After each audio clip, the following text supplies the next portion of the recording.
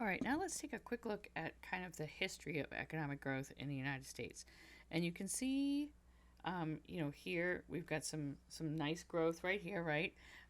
This would be the growth rate, the average annual. And so, Industrial Revolution taking off. Then we have this one. And then we have this dip here, right? And then we came back up. And then we have this dip right here. So, this right here would probably be the internet coming along. We see a big shift in the way we do things. But, you know, we want to look at these dips here to figure out why we went down. Now, it's possible that this is kind of more like our long run average. And so we saw a big boost here. And now we're just kind of settling down. It's that diminishing returns and we're kind of settling into the flat part of that curve. And that this was an anomaly right here due to the internet. It could be that we're always going to kind of go up and down like this, or it could be that we should be up here and we want to look at these dips here to figure out what caused them. And if we can figure out what caused them, then maybe we can eliminate that in the long run. But so what we're looking at is, like I said, is this the normal and we're going to see slower growth from now on? And what caused these slowdowns? So the optimistic view is that it's not really that we're less productive. It's just become more difficult to measure when we switched. So if we go here, this was when we started to kind of shift away from manufacturing and into service. And so a lot of people think that's just harder to measure and that we're not really less productive. It just took us a while to kind of catch up on how to measure those things. When you're doing mostly manufacturing, it's easy to measure. You can see exactly how many units were produced. But when we go to more service business, it really required a shift in how we measure things. That's the optimistic view. The pessimistic view is that that really this is the new normal, and so this is our slow, steady decline, and that this peak right here was really just kind of an anomaly. And so in that one, like I said, we started a long run decline. We had that brief initial effects of IT and the internet and all that kind of stuff. And that they say we're going to stay low, okay? And so that the average standard of living is going to increase very, very slowly over time. Now, obviously, we don't know yet which one of those is right, and it'll take us a while to see, but we can look at the slowdowns and try and figure out what caused them in order to help us predict it. So why do we have that? A lot of them, again, were measurement issues. When we moved from production and manufacturing, manufacturing to service, and so it was harder to track this stuff. IT, it drives a lot of what we do, and when we were manufacturing, you saw big purchases of machinery and equipment and that kind of stuff. And when the main thing driving you is IT, the expenditures aren't as big, so that kind of slows down the economy. We're no longer purchasing huge amounts of equipment, which are big. So the investment component is smaller for that. We also see slowing population growth, and so even if you have more capital, you have less workers, less capital requirements. So that's again kind of related to the IT, and also the fact that there's more service, and so that industry of creating and selling the capital was a big part of the economy as well, and so that's kind of slowing down. So even if consumers are buying as much, the businesses aren't. That business to business part kind of goes down, which again relates to the price of capital is falling. And remember, we measure GDP by the market price. So if the market price of capital continues to go down, even if we're producing the same amount of capital, that kind of drags GDP down. So those are some explanations for the slowdown, and I'll leave it up to you whether you want to take the optimistic or the pessimistic view. Now, so that's a little summary of the U.S. Let's look at why the whole world isn't rich. So if we know what's necessary for economic growth, why can't we just make that happen everywhere? So we know that we need to increase the quantity of capital per hour worked, and we need to use the best technology. So more capital, better capital, seems really easy, right? And so anybody should be able to do this, right? So the economic growth model that we see predicts that poor countries will grow faster than rich countries because they're still at that bottom part of that production function, and so you can still see big increases in output with really small increases in capital. They're still at that part of the curve, and also because they have so little technology, it's really easy to add it, and they don't have to develop it. It's already been developed by other countries. So uh, the example I like to give is if somebody is trekking their way through the jungle and they have to clear a path. So picture somebody going through there with a machete and it's all overgrown and they have to cut every little thing out to clear a path. They're going to move very slowly. But somebody who comes along behind them, the path is already cleared and they can move much faster. And so that's why you see the developing countries or the industrialized countries are going to have slower growth rates. They're the ones that are clearing the path. And so they're slogging their way through there. But other countries come along and the technology has already been developed so they can grow at a much faster rate, at least at the beginning until they kind of catch up. So that's the catch-up theory, which says that the GDP per capita in poor countries will grow faster than rich countries. So on a graph, it would look like this. Here's the growth rate. And so you would see high growth rates when you have low capital, all right? This is the initial level of capital. So this would be 0. And so you would see these really high growth rates when you have very little capital. And then when you have a lot of capital, you see smaller growth rates, okay? So that's the catch-up line. And so let's look and see if this works. So if we examine high-income countries, we do see this. They're mostly clustered along this line. And so you have a couple outliers, but for the most part, the countries with lower capital have higher growth rates. And then the higher the growth rates, the higher the capital, the lower the growth rates. So that sort of makes sense. Let's put on some more countries. Now it doesn't work, right? Because if it worked, everybody would be clustered around this line, which they are definitely not. So what's going on with these guys? These guys have no capital, and some of them have negative growth rates or really, really low growth rates. They should be able to recognize. They should be able to add some capital, add some technology, and see big, high growth rates. So why aren't they? So that's what we want to look at. We're like, okay, so why is Honduras not doing it, but Botswana is? And so we want to look at some of these guys and see what's going on there. And this is 1960, but still, I was gonna say China's obviously going to be not quite there right now. But so we want to look at some of these countries that have been able to achieve economic growth and some of these countries that haven't, and say what's going on here. So when we look at the countries who should be growing that aren't, when we look at some of these guys over here, what's going on with these guys? And so we see a couple different things in common. One is the failure to enforce the rule of law, and I'm going to kind of talk about each one of these separately. Wars and revolutions, poor public health and education, and low rates of savings and investment. And when you look at it, these all point back to the things that we've already been talking about. So rule of law. So it's not enough just to have the rules, you have to enforce them.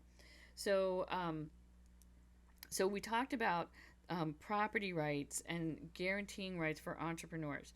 So if the rules aren't there to protect these risk takers, or if the rules are there but they're never enforced, then you're not going to see anybody willing to take a risk here. So we have to have an independent court system in place that enforces contracts as well.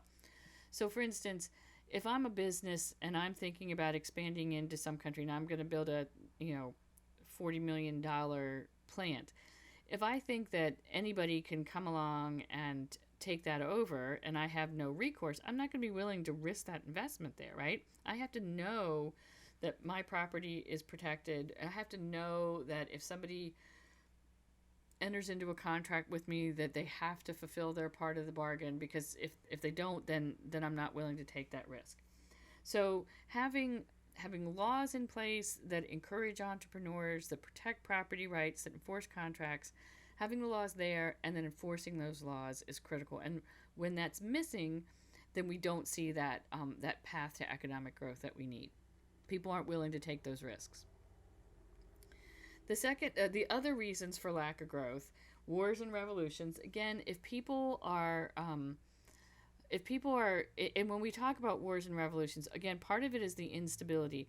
I'm not going to build a plant here and hire a bunch of people if I think that this government is going to be overthrown any day, and I could lose everything, right? So the current government might be friendly to me, but I can't guarantee. If it changes every 6 months, I'm not going to take a risk there. There's too many other places where I can go, and also, when a country's at war, and we're looking at some of these countries have been at war for many, many, many years, 100 years, or maybe I'm exaggerating, but it's a lot.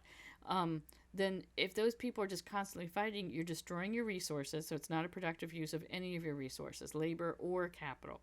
And so again, nobody's going to build a manufacturing plant nobody's going to invest in technology in a war-torn area if that's just going to be, destroyed by somebody else. So that's counterproductive. Poor education and health. And again, we talked about the human capital and the knowledge capital. People can't work if they're sick, so they're not productive if they're sick. And if they don't have an education, we don't see the human capital. We don't see the experience and technology. There's no point bringing technology in if the people can't use it. And then a low rate of savings and investment. If we don't have savings, we don't have investment, which means we don't have technology and capital, right? Those things were necessary. The investment was necessary for labor and for technology and capital. If people can not feed their families, they can't save, right? And so if they're very, very poor, there's nothing left over to save, and so it's a vicious cycle, and it's very hard to break. So one of the ways to break that low cycle, so it's easy to say, well, you need to invest in technology, but if you can't even pay the bills today, you can't set aside for those purchases. Remember, those are big purchases. So the way to break that cycle of low savings and investment is foreign investment. So the people within this country might not have any money left over, but people outside the country do. And so you need to attract those foreign investments to break that cycle. So foreign direct investment is when people purchase or build a building or actual physical capital. Foreign portfolio investment is when they buy the stocks and bonds of another country. Either one's going to help. So either, somebody comes in and builds a plant here or purchases it, or they buy stock in this company. Either way. So if you can't break that low savings and investment cycle, you need to attract foreign investors, either direct or portfolio investment. And again, you need to create you need policies in place that will encourage that kind of investment. So when we see this, people people from one country investing in another, that's globalization.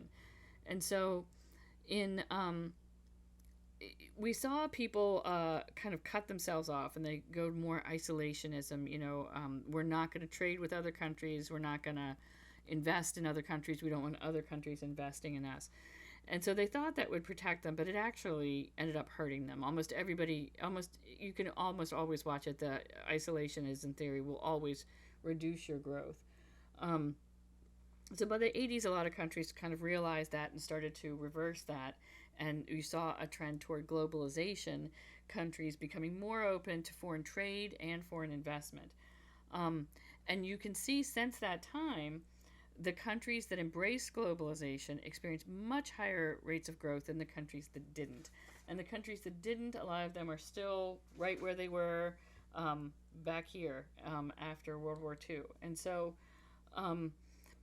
you need to encourage, to me, for a poor country, that's the best thing they can do is create an environment that encourages globalization, foreign trade, and foreign investment. That's the only way for them to get out of that cycle. So growth policy. So we can say some of the policies that are essential to creating this economic growth. We need to enhance property rights and the rule of law. We need to improve health and education, policies that promote technological change, and policies that promote savings investment. This is not just for poor countries, all right? This is any country and anything. So when we get to the section on fiscal policy, anything aimed at one of these is aimed at long term growth, okay? So any policy, whether it be a poor country or a developed country, anything that focuses on these is going to be focused on long run growth. Anything that hinders these is going to be a deterrent to long run growth. And so that's really important to know. And sometimes, like I said, you have to choose between the short term and the long term. Like this might make things good now, but it's going to hurt our long term growth. So those are things to consider. Now, the last one I just wanted to talk about is economic growth, good or bad. We're assuming that economic growth is good. It's beneficial for the citizens. It improves the standard of living. Some people will disagree with that. There are negative effects to the environment. I mean, and we've seen that China was able to achieve really high economic growth, but it came at a cost to the environment, depleting natural resources. And the other one is diminishment of distinctive cultures. This is a tough one, and this is why some people will protest about like the World Trade Organization and that kind of stuff, because they're like, you're harming these cultures, these distinctive cultures. And that's a tough one, because like if you look at their culture, if you look at Haiti, for example, Haiti has been poor for a really, really long time. And there's so many people living in poverty. So is it fair to say, well, we want to leave their culture alone? Or is the right thing to do to say we need to help these people get out of this poverty? So it's a difficult question to answer. Again, with economics, we'll say, okay, this is, if we do this, here's what will happen. If we do this, here's what's going to happen to the growth rate or GDP and that kind of stuff. But there are other issues to consider. Whether so it's not black and white. We stick to a positive analysis, but there are a lot of normative and arguments there to say this is not worth the cost. But like I said, when you look at these very poor countries, most of the developing nations, we've been there, right? We've been through that. We know what causes it, and we want to help them be less poor. We want to help the people there be better off.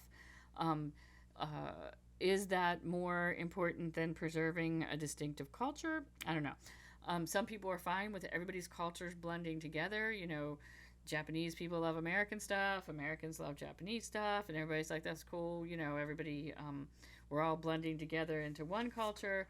Some people are not okay with that. So that's not something we can answer in this class, but it is something to think about. But most of the time we assume that economic growth is good because it makes people better off.